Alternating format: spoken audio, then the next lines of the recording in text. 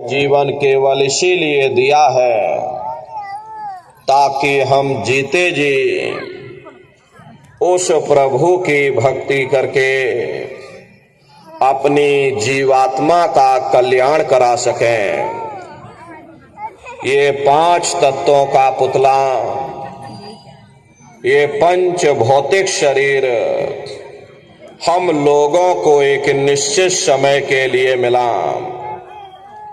एक निश्चित समय को हम आप नहीं जानते हैं, किंतु जिसका ये मकान है, जिसका ये शरीर है, वो अवश्य ही जानता है।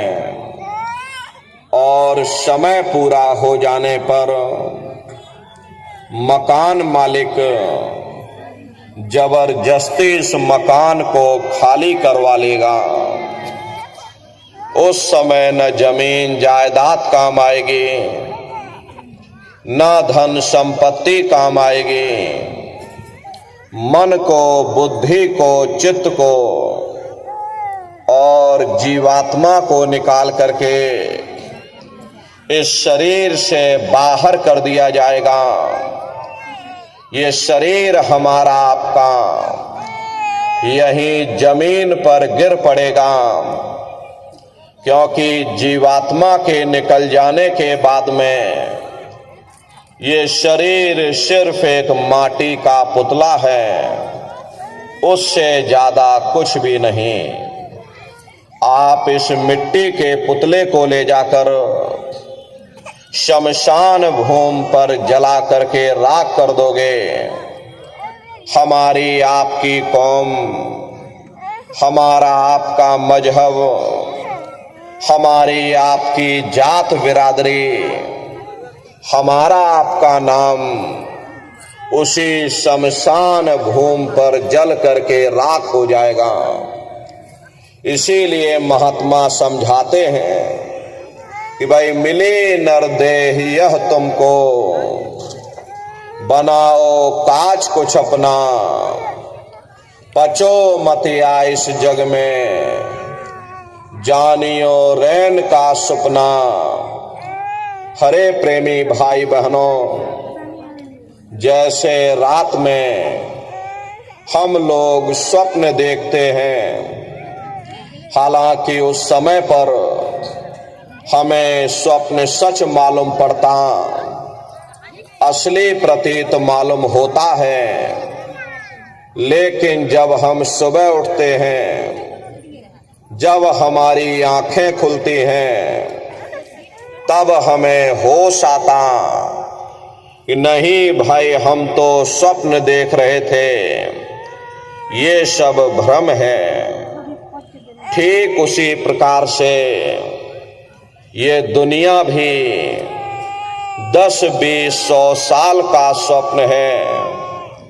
अब आप कहोगे हम जाग रहे, परंतु प्रेमी भाई बहनों, ऐसा हरगिज नहीं है।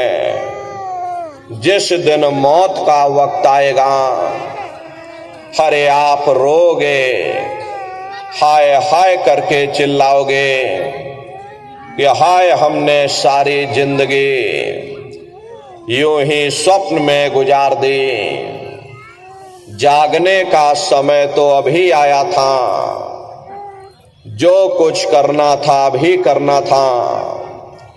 लेकिन प्रेमी भाई बहनों, अब पछताए होत क्या, जब चिड़िया चुग गई खेत। महात्मा प्रेम से जीवों को समझाते हैं कि भाई देह और ग्रेह सब झूठा, भरम में काहे को खपना। ये घर बार हमारा अपना नहीं, हरे पराया देश है। ये सराय खाना है, ये मुसाफिर खाना है। ये शरीर भी तुम्हारा अपना नहीं, ये भी काल का पिंजरा है, किराए का मकान है, पराया मकान है। किसी को 40-50 साल के लिए मिल गया, किसी को 80, 90, 100 साल के लिए मिल गया। अरे जितने जितने श्वास उस मालिक ने बख्शे हैं, उसे भुगतने के बाद में हमें शरीर को यहीं छोड़ जाना। श्वास धारा नित्य ही जारी, एक दिन खाली चाम। हरे प्रेमी भाई बहनों, एक तालाब पानी से चाहे कितना भी क्यों ना भरा हो, आप एक छोटी सी नाली काटकर खोल दीजिए, छोटा सा छेद कर दीजिए, तो सारा पानी ही तालाब से बाहर निकल जाएगा। ठीक उसी प्रकार से हमारा ये शरीर भी श्वासों का भंडार है। जब तक श्वासों का भंडार जारी है, हम दुनिया के काम काज में फंसे हुए, दुनिया के कारोबार में उलझे हुए, लेकिन जिस वक्त ये श्वासों का भंडार खाली होगा, हरे टेलीफोन खड़क जाएंगे, तार पहुंच जाएंगे, संदेश पहुंच जाएंगे, सब रिश्ते नातेदार, सब कुटुंब परिवार वाले, सब अड़ोस पड़ोस वाले मिनटों सेकंडों में इकट्ठा हो जाएंगे। हरे प्रेमी भाई बहनों, मामूली कष्ट नहीं होता। मौत के समय में घन घोर पीड़ा होती है। सहजो बाई ने उस पीड़ा को बयान किया कि सहजो मौतें आईया, अंगे अंग दिया तोड़, और हिया जरे छाती फटे, उठे पीर घन घोर।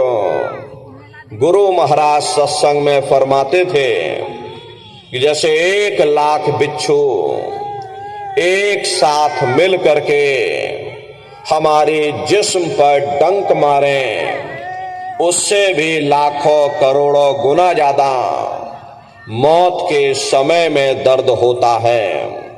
जब मृत्यु आती है तो किस तरह से प्राण निकलते, प्राणों के निकलने की क्या प्रक्रिया होती है, जरा उसे भी आप लोग समझ लीजिए।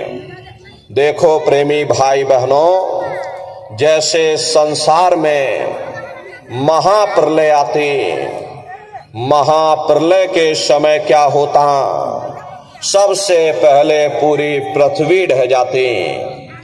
ये पृथ्वी पानी में घुल करके और पानी बन जाती है।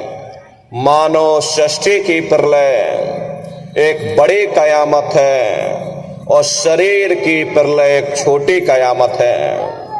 तो जैसे ही मौत आती है, सबसे पहले गुदा चक्र टूटता है, सिमटत भास श्वास उठ जावे, प्राणपति जम सिमट समावे।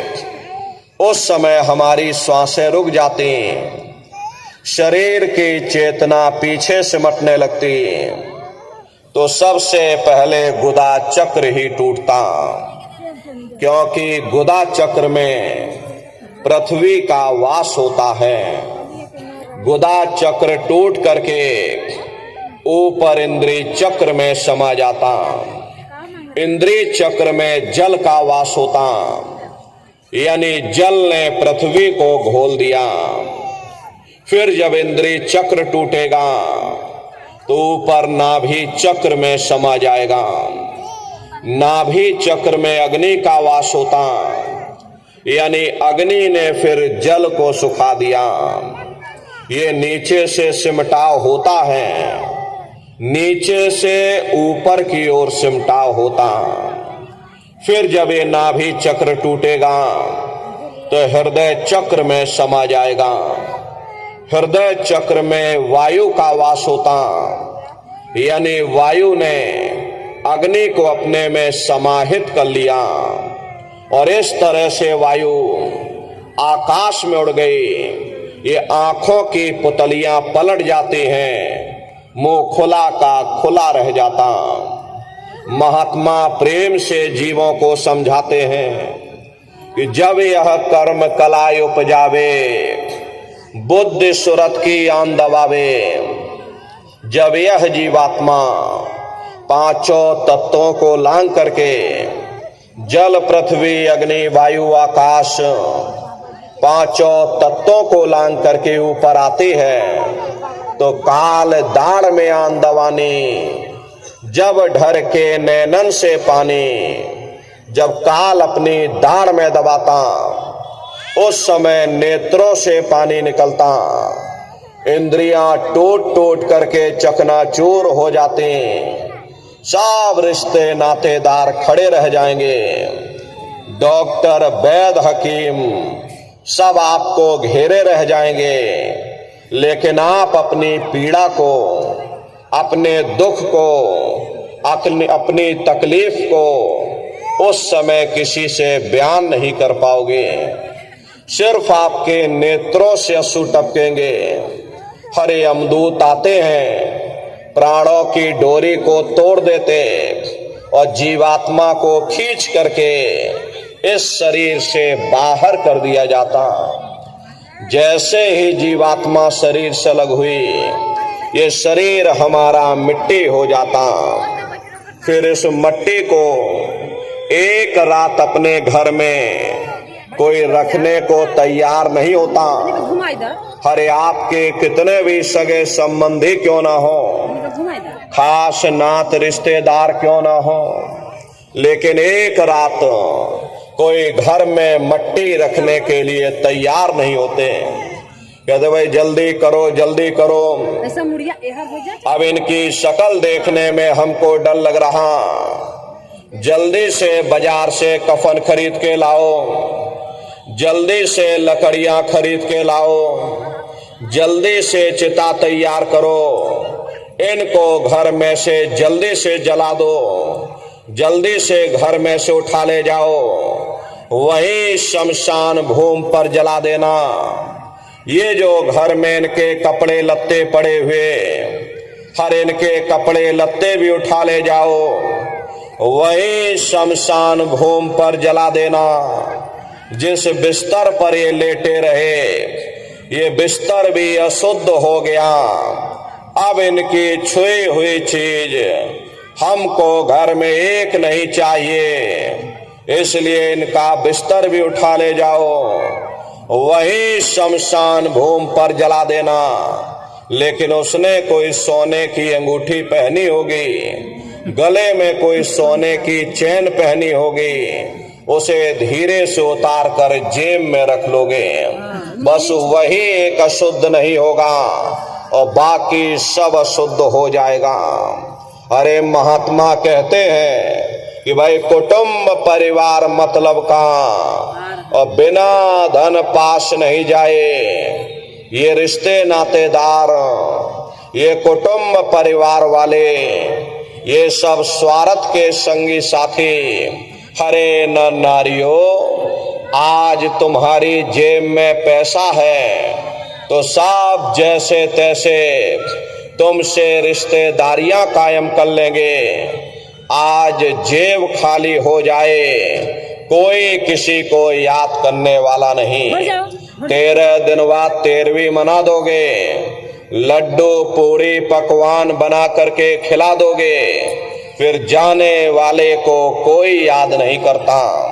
अभी बूढ़े बुजुर्गों से पूछा जाए कि क्या तुमको तुम्हारे माँ बाप की याद आती है, तो कहेंगे भाई नहीं आती।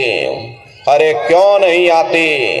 तुम्हारे माँ बाप थे, तुमको पाला पोसा बड़ा किया, खुद भूखे रहे होंगे, तुम्हारा पेट पाला होगा, तुमको तुम्हारे माँ बाप की याद क्यों नहीं आती?